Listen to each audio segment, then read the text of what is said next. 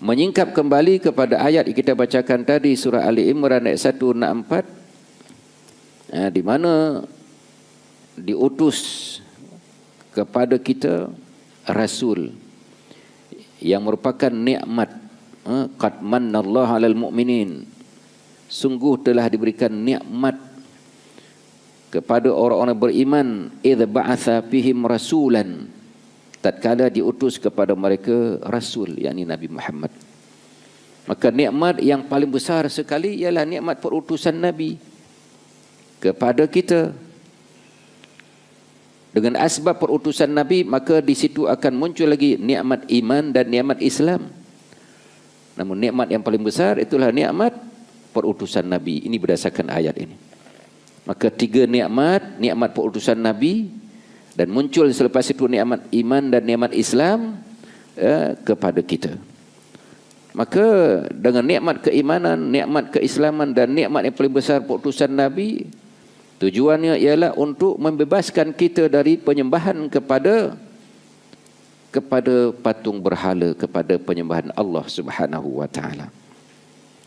Maka Rasul itu yatlu alaihim ayatihi, telah membaca akan ayat-ayat Allah Subhanahu wa taala kepada mereka kaum jahiliyah, kaum musyrik, kaum kufar.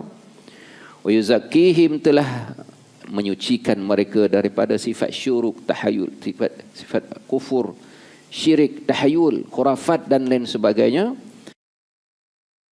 Mereka akan kitab, yakni Al-Quranul Karim, wal hikmah, dan juga hikmah, yakni sunnah baginda Rasulullah sallallahu alaihi wasallam.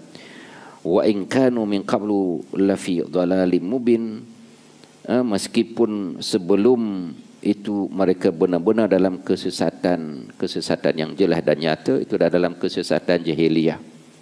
Maka itulah merdeka dalam arti kata Islam, memerdekakan daripada penghambaan kepada makhluk, perhambaan kepada selain Allah Subhanahu wa taala, kepada penyembahan kepada Allah Subhanahu wa taala semata-mata. Oleh kerana itulah menyingkap kembali zaman jahiliyah pada zaman Nabi SAW dalam konteks memerdekakan hamba umpamanya. Amalan perhambaan sangat sinonim dan merupakan tradisi yang sangat lumrah pada ketika itu. Oleh itu dengan kedatangan Islam yang merupakan agama yang lengkap, agama yang syumul, agama yang suci, agama yang adil, maka Islam telah mengangkat status perhambaan ini